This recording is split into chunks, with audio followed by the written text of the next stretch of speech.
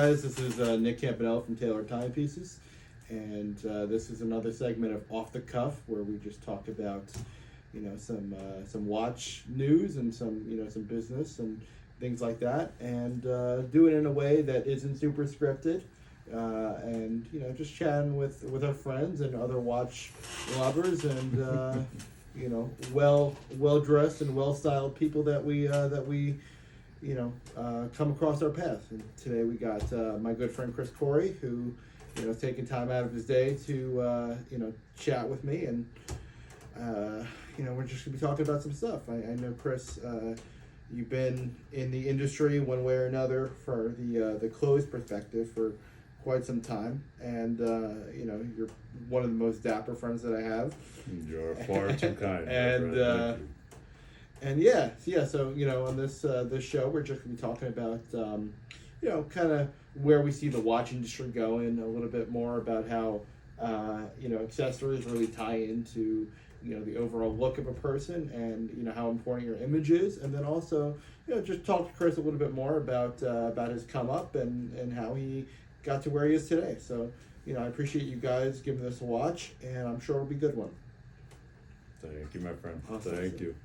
So Chris, if you can tell me a little bit about your background and how you started. I know that you had a previous background in real estate, and I do. I still own my real estate company, and about 10 years into my real estate career, I just started styling my clients. okay. So it became sort of more of a passion project and a side business. And then before you knew it,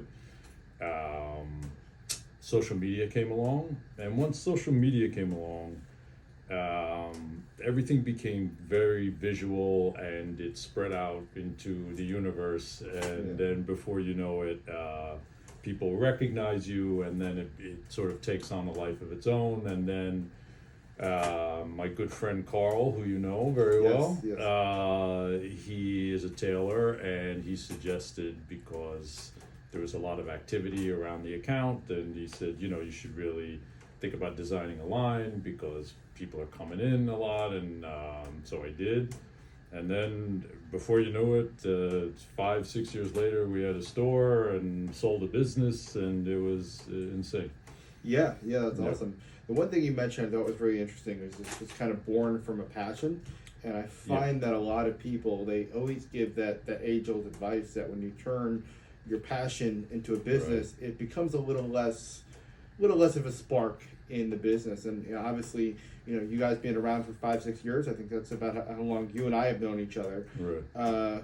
It wasn't the case. So kind of what do you feel set you apart from everyone who wants to take something that's a hobby and turn it into something more interesting and something more lucrative? Well, I think there is a delicate balance between luck and being in the right place at the right time. I am a firm believer, though, that if you pursue what you're passionate about, only good things can happen. But there's a big difference between having a business mindset around it and then doing passion projects because you're passionate about them. That doesn't mean that they will necessarily turn into a business. So you have to be, if you approach it from a business standpoint, you have to really start thinking about business. And then you have to be very careful that the passion doesn't wane because you're so consumed with the business. And so there's a delicate balance there. But I think if you enter into it thinking, I just do this because I love this, I think you'll be fine. If you enter into it saying, well, I really like this and I want to make a whole lot of money with it, I think that's where you can run into trouble, because you really don't know where your allegiance lies. Is it about the money, or is it about the passion, and are you really doing it for all the right reasons? Yeah, it's interesting you say that, because I find that, especially in the watch industry, you have a lot of these newcomers coming in that are saying, hey, I could sell a Rolex Submariner and make $300-500, and they're younger guys like me, and right. they don't have a certain swagger about them, I would say. They don't have a certain moral compass. And when I started Taylor Timepieces, I said basically I want to create a service that caters to, you know, people with your background, people that are, you know, more well-to-do, people that still have a lot more class, you know, and just the way they present themselves is much more of a masculine demeanor. I find that a lot now. You see, especially in the watch world, you know, with these YouTube channels that pop up, it's always, you know, oh hey, you know, check out my iced out watches, and you know, we sold this piece and we made $200 on to the next guy. Right. And I said, listen, I want to create something that is more focused on customer service, and once you know, focus on that customer service and building that relationship with the client, then the money will come, and then you know, you'll build that respect that way. You know, I found a lot of things on 47th Street. It was not a very personal experience for people who would come and, you know, to a Diamond District and just buy something. And so yeah, unfortunately I do think that's the case. I feel like a lot of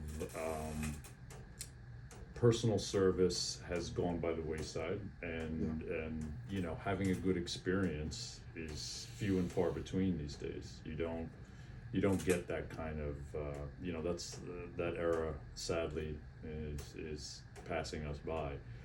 I do think though, however, you know, the distinction between what people associate money or having money with class is, you can't buy it. I know plenty of the classiest people I know and the most elegant people I know are definitely not the more well-off people I know. And that's something that it's a code you live by rather than a number in your bank account. So I think, especially in a younger generation, they blur the lines and think one equates to the other. Yeah. And you can't buy it. You either have it or you don't. And if you don't, and you think you can buy it, you're sadly mistaken. It's a way of living. It's not it's not what you own. It's not, you know, you sell, you know, very delicate timepieces that are crafted and that should be appreciated for their workmanship or their iconic nature or their, and instead people want to advertise them as to how well they're doing in life. That's you're filling up the empty glass. That will always end up in a bad place. Yeah, and I mean, and to clarify, that's also very different than, you know, maybe getting a timepiece to mark a special occasion or mark a you know, mark a point in your journey. You know, I've always said that the most valuable transactions that I've done with my clients are, you know, hey, I have a wedding coming up. Hey, I have a birthday coming up. Hey, I just got a promotion, you know, towards the end of the year. Obviously, because I'm still relatively young. I'm in my 20s. I have a lot of friends who, you know, maybe getting their first promotion or they're graduating from school. Right. I had a friend who just recently graduated from law school, and he said, Nick, I graduated from school. I want my first Rolex. That, in my experience, is so much more of an enriching experience, not just for the client, but for me as a salesperson, to be able to provide that to the client. So that's kind of the culture that we built here, you know, around Taylor Timepieces. One thing that you mentioned is, you know, that it can't be bought, the class and the you know, eloquency that someone has. How has your past experiences developed you into someone who, you know, can kind of identify those traits and embody those traits? Well, I appreciate the words. You know, you just do the best you can with what you got.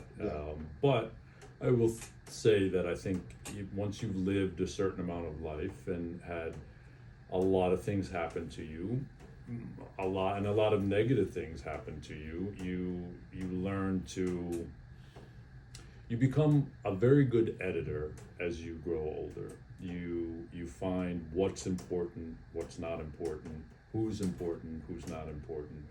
And when you focus on the things that matter, I think it comes with a certain grace of living that's simplified and something that's, you know, a little more, where a less is more approach, you know, rather than a big yacht and a big car and a big, you really, you know, rather have dinner with someone that you really care about. That's, Yeah.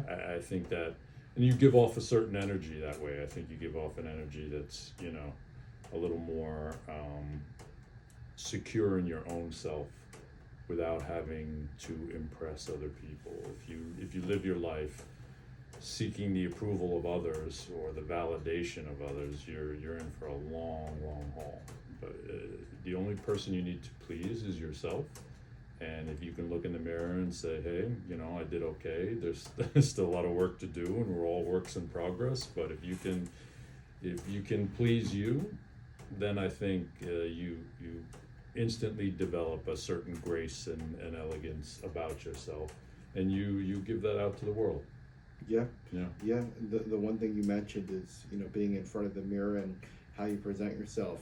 How do you think that, you know, how you present yourself from a fashion standpoint, how has that really impacted your life? Because I find that for me, when I wear a nice timepiece, definitely feeling better about myself. I get a couple more looks. You know, even, you know, you and I have worked together with, you know, you working on some beautiful suits for me to wear. And every time I wear one of those suits, I was telling, you know, one of our mutual friends, Josh, the other day, that somebody stopped me in the street and was just like, I love your suit. You know, I really appreciate it. Yeah, that's great. And I mean, that really shot up my confidence. So, Of course. how do you feel that how you present yourself, how's it, I guess, provided you with opportunities that maybe you wouldn't have gotten otherwise? Well, look, I think anytime you put the best version of yourself out there, you open yourself up to opportunities that never would happen to you if you're anything less than that. You never know what's around the next corner, especially in a city like New York. And if an opportunity is around the next corner and you're, you know, not the best version of yourself, or you're in a t-shirt and sweatpants and not feeling great, and that opportunity more than likely will walk right by you. Whereas if you present yourself in a way that is the best version of yourself, more than likely that opportunity that's right around the corner will stop and, if at the very least, take notice. But more importantly, the energy that you put out there, they respond to. Okay. So if it's always easy to stay ready than to get ready, you know.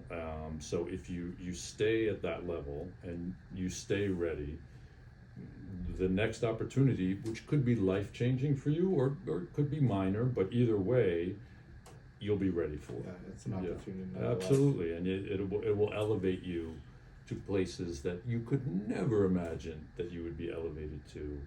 You know, if I asked you the same question 5 years ago, you know, that this and this were going to happen to you, both good and bad, by the way, but that all of this was going to, you would look at me like I had three heads. Coming to college parties and, you know, there you go. Graduating school. There you go. So, you honestly, you can trace it back to all that. Listen, it's how I started my business. I had no money when I started my real estate business, but I knew I had to present myself in a certain way to put out a certain energy, to garner a certain amount of respect.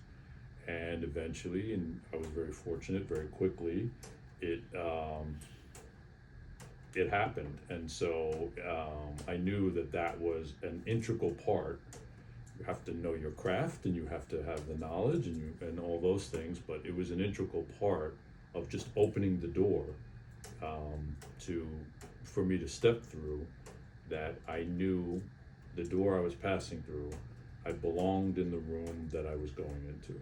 And that's the most important thing. Now, here's an important question. What do you think has more value when you're just starting out? That fake it till you make it mentality, or knowing your craft, as you said? Well, the answer is check C, all of the above. Yeah. I think that is very dependent on where you're coming from. I don't poo-poo the fake it till you make it mentality, although I think people abuse that, especially on social media, Yeah. to the point where they're faking it too much, and you have to have the goods to back it up, because life is not lived on social media. How you're really going to advance in life is in real life, and eventually those people that see you on social media are going to meet you in real life, and if you can deliver in real life, social media is not going to do very much for you. So you need to know your craft. Yeah. And I totally understand, depending on your background and where you came from, and maybe it doesn't come from much, but I just think the fake it till you make it thing gets abused, with the tool of social media, and eventually you have to stop faking it and you have to start making it. Yeah. Yeah, it's funny. I see that in the watch world all the time. You get those guys that, Right. they'll wear a Richard Mille on their wrist, and then you go out to dinner with them, and it's like, hey man, you spot this bill for me? It's like, yeah, Yeah, that's an unfortunate part of today's society. Yeah. Yes, yeah. Now, because I think with watches and timepieces and clothing, it's really about completing the man. Obviously, you complete the look. How do you feel you become a more complete person? Not in an image perspective. So it's sort of the personality traits that maybe, or the characteristics that you think, would help make a young man a more wise and more, I guess, educated person.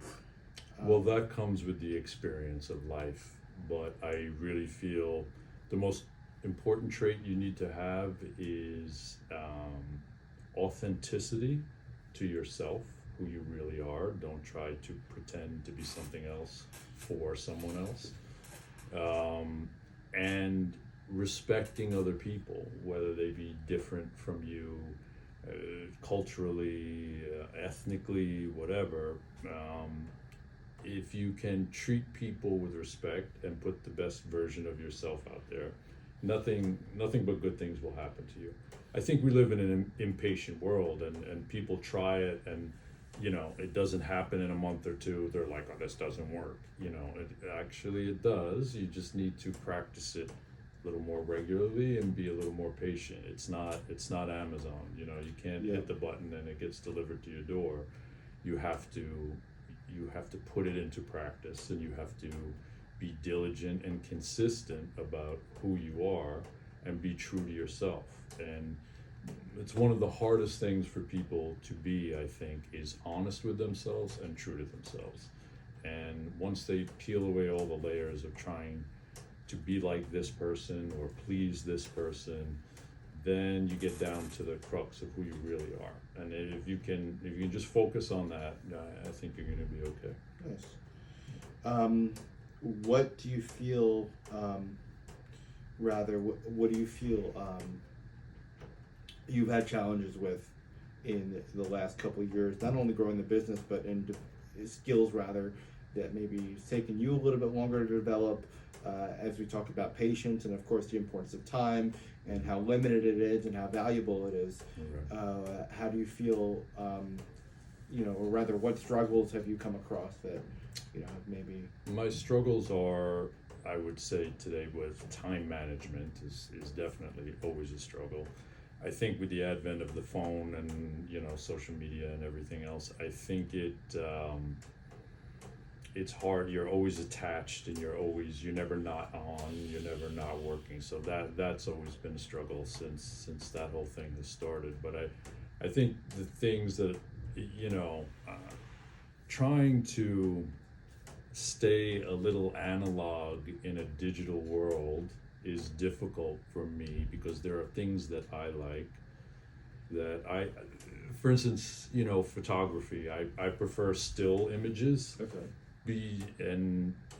the whole world is video, and to me, I feel like there's too much video in the world, and we're oversaturated between TikTok and Instagram and every social media platform. There's too many things being pumped out there, and it's like too much to consume, and nobody's able to take a breath, and they need to be constantly stimulated by this moving image and things that light up in your face. Whereas, you know, I think the struggle to be more analog in a digital world is something I struggle with daily, and I try to fight the you know, constant focus on video.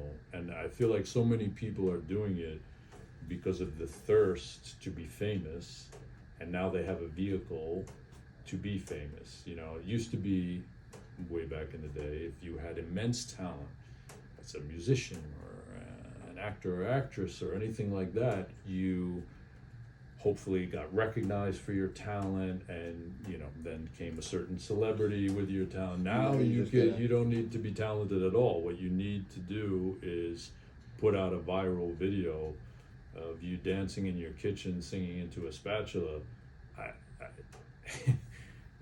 You know, there's too many people taking their clothes off that shouldn't be taking their clothes off, and there's too many people yearning to be famous that shouldn't be. Yeah, I think the one interesting thing, I think the one thing that keeps watches relevant is the analog component of it, and the fact that when I look at a watch, it keeps me present. It keeps me in the now, and I think that a lot of people were concerned that when, you know, these digital things came out, that watches would become irrelevant, because let's face it, you know, the iPhone that's you know, you have in your pocket is so much better at keeping time than something like this. It's so much more accurate, but it just doesn't get that same feel. It's kind of like, you know, reading an ebook versus reading a hardcover book. Yeah. It's not inspiring. You know, Yeah. I will give up the accuracy to be inspired by the craftsmanship, and to be, I don't need it to be perfect. What I need it to be is to be felt, you know. And I think when you look at a timepiece, or anything, whether it be clothing, the timepiece, a shoe, whatever, a piece of art, whatever, you know, the craftsmanship and the passion that goes into something, and the workmanship is something you appreciate and becomes inspiring, you know, versus something that's digital, accurate, shiny, new, is, to me, much less inspiring, and there's way too much of it. Yeah, you know, I find that also with a lot of timepieces, you have a, you know, culture built into it, and you have a story, and I think that even the people that walk in your shop, I'm sure every day, everyone's got a different body shape, they have a different story, a different profession rather, and I'm sure it has a pretty large impact on you. And just like a watch collection, every suit that I have, you know, serves a different purpose, and, you know, has a different look to it. So I think if someone were to tell me, hey, you know, give up your watch collection right now because I have a G-Shock that's going to tell time faster and more accurately, or it's going to maybe be a little less, you know, a little less fragile, I think, you know, that's obviously something I would pass on.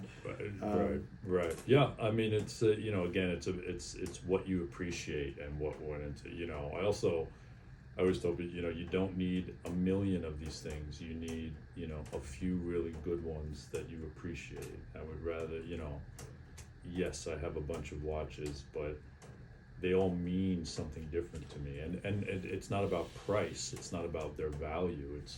It demarcates a time.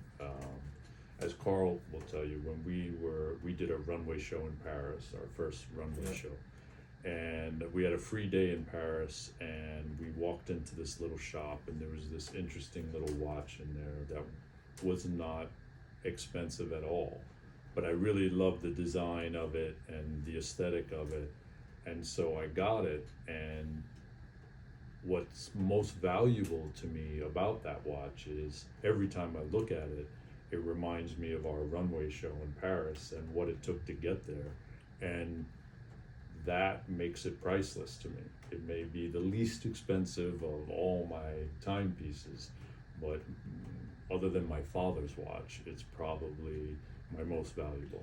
Yeah, so it's an interesting message that you can give. I know when I went to Japan earlier this year, I wanted something to mark that moment and that trip that I took with my friends, and I came back with a Seiko, and it must have been a $300 watch. The quintessential Japanese, Yeah, and I said, you know what? Because all these people when they go and they shop, they want these trinkets and these little. Hey, I want something that says Japan on it. I said I would love to have something that reminds me of this trip without it being very bolsterous and obvious. Absolutely, it's what it represents. Yeah, It represents the time, the moment, and your memories. And that every time you look at that Seiko, and you especially, of all the timepieces you're around, it's probably the least, sort of monetarily significant, but to you, it's very significant.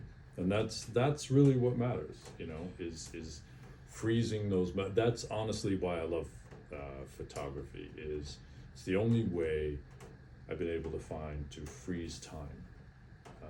You capture a moment in photography, and you have it forever, and you can translate it to your Seiko. When you purchased it and when you look at it, and now in your mind you're taking a snapshot of that moment in time, your trip. And you'll always remember that. And when times are good or bad, and you reflect back on your life, that will be a significant portion of it that you've been able to capture and will always have. Yeah, I think that's really interesting because I find that a lot of the clients that I work with, they'll see these guys with these Rolex and these, these Patek and these Richard Mille, and they'll say, "Oh, I don't want to start a collection because I can't get there in time." And I mean, even you see it from the fashion world. I used to be a much bigger, heavy-set guy, and my fashion journey started with going to the thrift store. And my grandmother was a tailor in the olden days, and I would say, "Hey, Grandma, I'm losing some weight. I don't want to spend some big money on some beautiful suits." Right. I said, "Can you tailor these for me?" So I find that when I named my company Tailor Timepieces, I had the idea that I could tailor the experience to anybody, whether you're buying $500 Seiko or a $20,000 Sky Dweller. But I do find that there is a bit of glitz and glamour to the industry. And I find that it's necessary to get the attention it needs. How do you balance, obviously, the humility of who you are as a person to, hey, I sell these beautiful, expensive suits, and I need to be this persona in a sense, without having it overtake me in full. Because I find that too with watches. I'm not a guy who needs to be super ostentatious, but every now and then I do have to wear the AP or the Patek to sell or to market, something else to a client. Right. Well, look, the fact of the matter is, I've been very fortunate in that for me, what you see is what you get. I dressed this way and lived this way before I had a clothing business. So for me, it was just a way of life. I don't ever really feel I need to justify anything to anybody in terms of, what the cost of our clothing is or whatever. I think actually for the quality that we give you, it's significantly underpriced. And we did that on purpose because I would rather see guys, especially young guys, be able to build a wardrobe over time rather than seeing some guy 14 suits at this time. Well, okay, so there you go. You have 14 suits hanging in your closet that you've been able to curate over time as you were able, and I would rather have that and help guys along their sartorial journey, for lack of a better term. That's an abused term too, but then see, charge 3 times as much and see you once a year, and it's now taking you, significantly more time to save up, and at some point it's a diminishing return. The craft of it tops out at a certain level, and and there's plenty of guys charging some crazy numbers that I will put our stuff against theirs and for a quarter of the price, and be very happy with it. But that's, we live also in a very label society, and people are in love with labels now.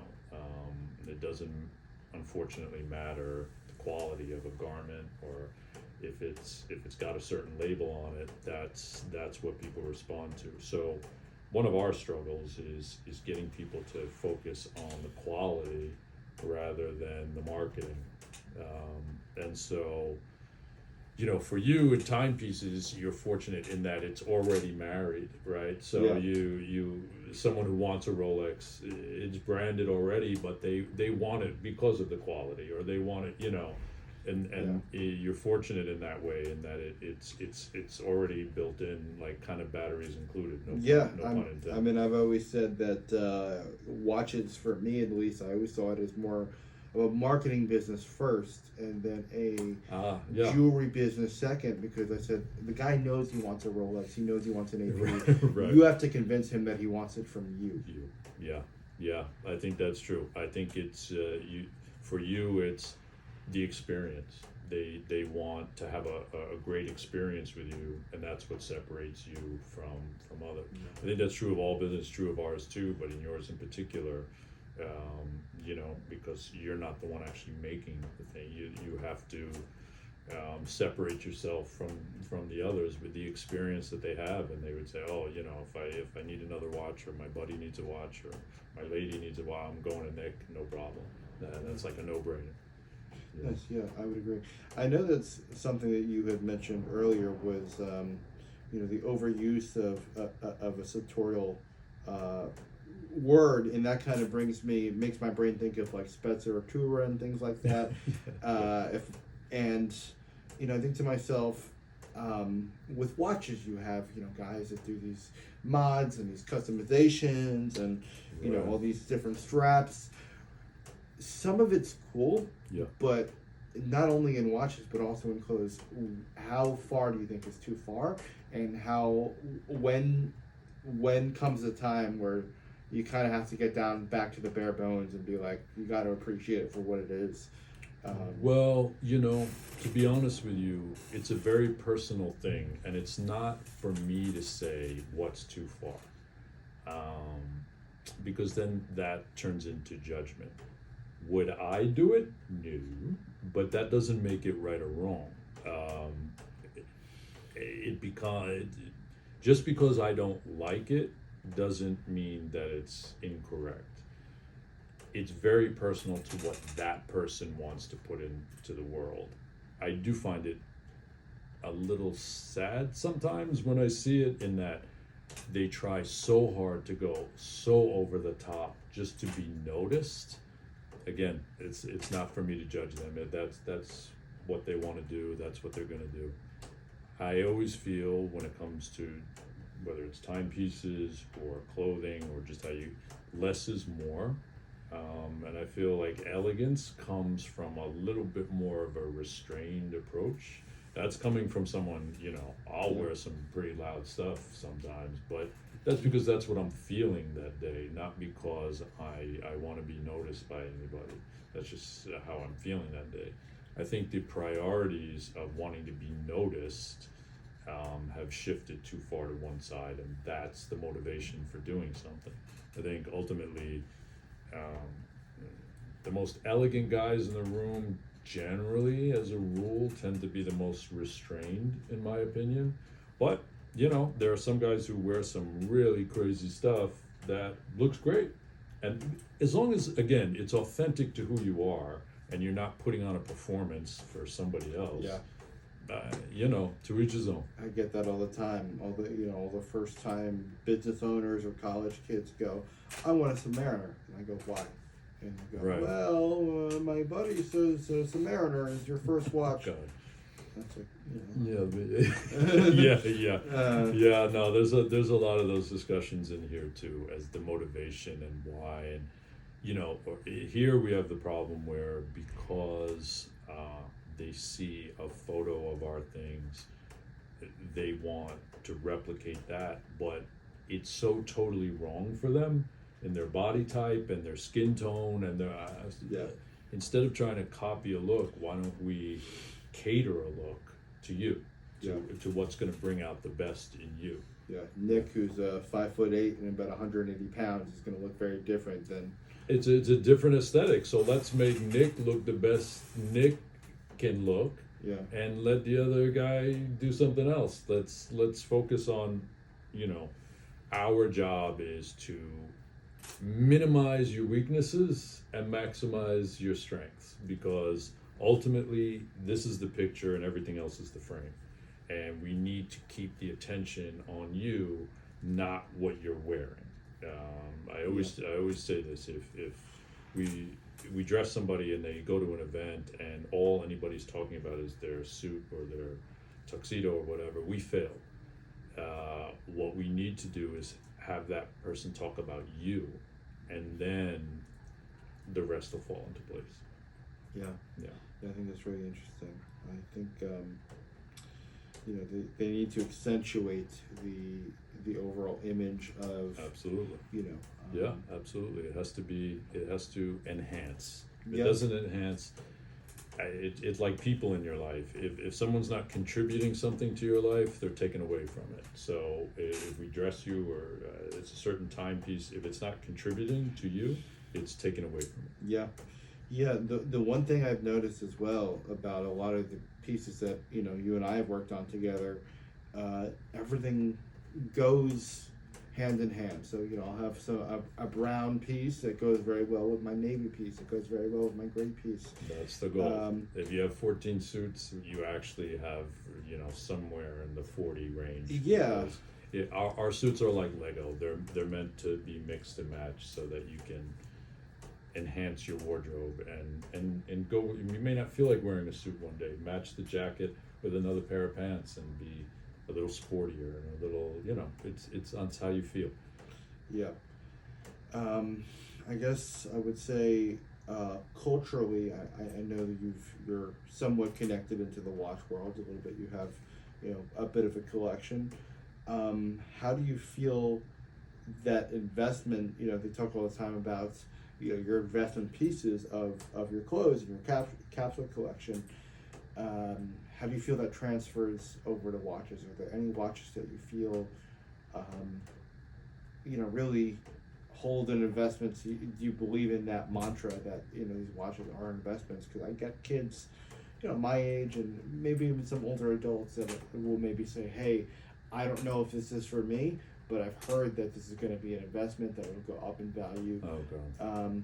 Right. So, how do you feel that really transfers? I think it's unfortunate then, for me, timepieces are, as we talked about earlier, something more significant in your life, or demarcation of your life, or your appreciation for something.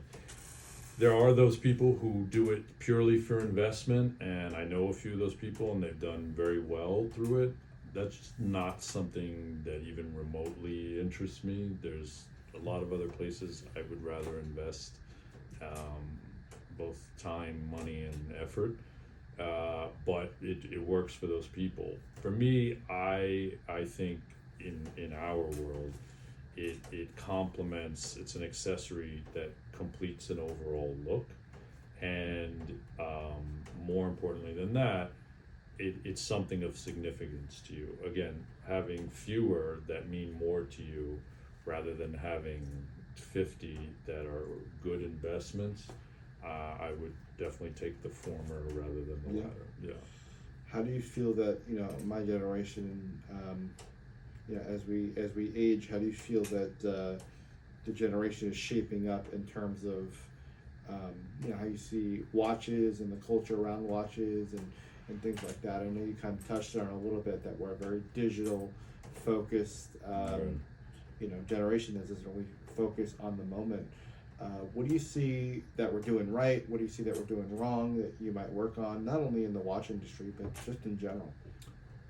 Well, I would say what your generation is doing right in culturally, there's a lot of good.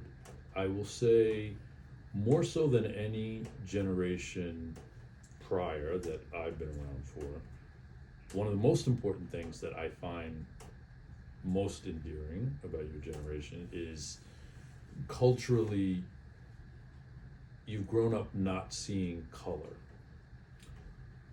When I came up, there was a big demarcation and segregation, both literally and figuratively, to people of different color. I was fortunate to grow up in New York, so I was always surrounded by people of color, and all my friends were people of color, and my girlfriends and everything else. So She had many of those growing up. with that's a much different conversation. Yeah.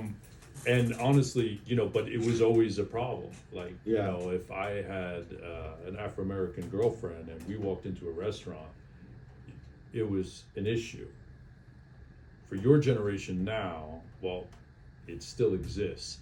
It's much less of an issue because culturally you've grown up in a way of not seeing color and not judging a person by the color of their skin and making assumptions about who they are. That's been one of the more endearing things I find about that generation is that, and hopefully that translates and only grows over time, and spreads out, and balances out some of the things that generation maybe is falling behind in terms of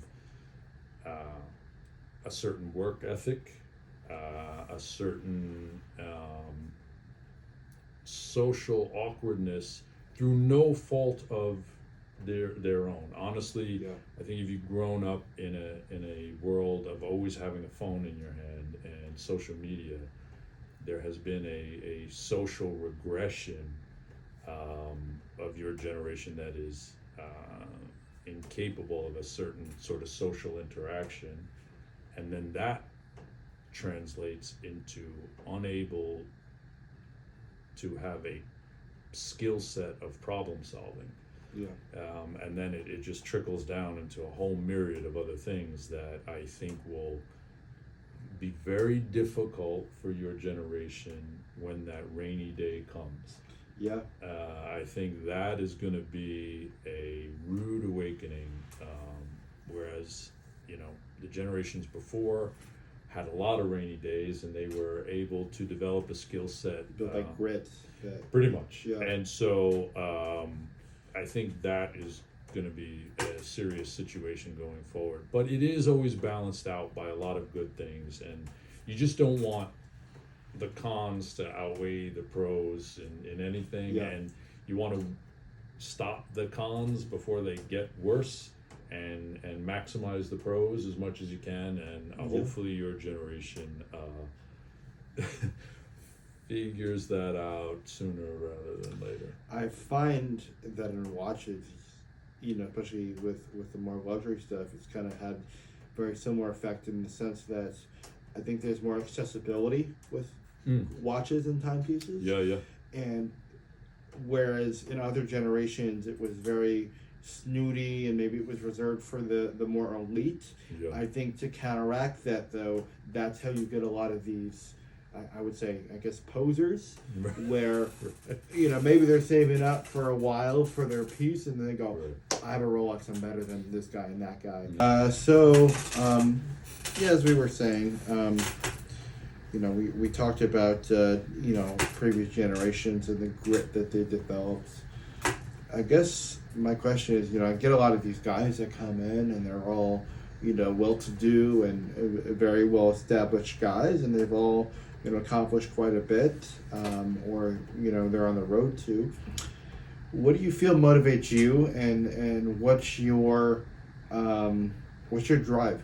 What's your drive to get up in the morning? For me, I always felt like, you know, the viewers who've watched me for a while, they know I have a disability, and you know, I've been very fortunate in the sense that there's a lot of people with my condition that, you know, unfortunately do not get the opportunities that I have to build such an interesting business. So when I wake up in the morning, it's very much about, hey, you've been given an opportunity and a chance that maybe other people in your situation have not gotten. So, you know, take hold of that and you know, take advantage of that. So I guess my question to you is, what is it for you that gets you up in the morning? Well, for me, it's two things. One is obviously the passion for what I do. You know, I do really like what I do. So I'm very fortunate in that. But also that you can make an impact on someone's life. You know, we make them something and they get the job that changed their life because, you know, they looked the part, or they got the significant other that they wanted because, you know, it helped them along their journey. Anything you can do, if, you know, if I can leave this place a better place than when I came in, that's my ultimate motivation. And so, you know, yeah, on something like, you know, Instagram, where you may have a gazillion followers or whatever, that's terrific. But more importantly than that, if you can even make an impact out of those gazillion followers that you have on just one person and change their life for the better, that's why you get up in the morning. Yeah, that's awesome. I mean, that's a great reason to do what you do. You know, I find that, you know, as Instagram grows and, you know, we have a larger following, you know, I think that, you know, focusing on one person at a time rather than, you know, a million people, that's what's going to, you know, help you guys stand out. Yeah, and for sure. You obviously have done very well here, which is awesome, and I'm very proud to call you guys my friends. And we feel the same, and I'm humbled and I appreciate it. And I guess my final question is, 3-watch collection, at any budget, of course, because, you know, budget, you know, as we've discussed, you know, it's more about the image than anything else. What are the 3 watches that you have in your watch roll? Ooh. Number one would have to be my father's watch, because it has the most significance to me. He had a Pepsi Rolex that he bought in London, I believe, in like 1963-ish. And he wore it literally my entire life, and I have it now, and it's one of the few things that he had that yeah. You called dibs on while it was still 100%. I swooped right down on that. But the thing is, you know, I never saw him without it, so it just so represents him to me. So that definitely has to be number one.